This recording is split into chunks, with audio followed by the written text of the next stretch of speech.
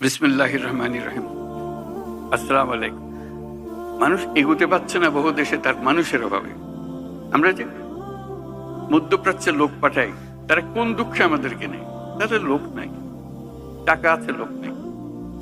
আমাদের একটা মস্ত বড় জনসংখ্যা, আগে মনে করতাম এটা বড় বোঝা বলে, এটা সম্পদ, মানব সম্পদ।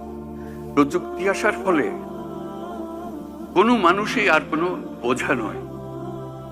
প্রতিটি মানুষই হলো এখন সম্পদ, উদ্ভাবনের সম্পদ, এন্টারপ্রেনিয়ারশিপের সম্পদ, নতুন আবিষ্কারের সম্পদ।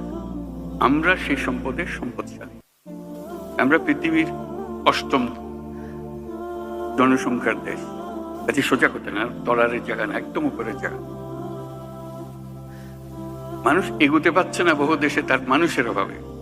আমরা যে মধ্যপ্রাচ্যের লোক পাঠাই, তারা কোন দুঃখে আমাদেরকে নেই? তাদের লোক নাই, টাকা আছে, লোক নেই। সেই জন্য আমাদেরকে ডাকে। পৃথিবীর সব লোক বসে আছে কখন আমাদের থেকে লোক পাবে।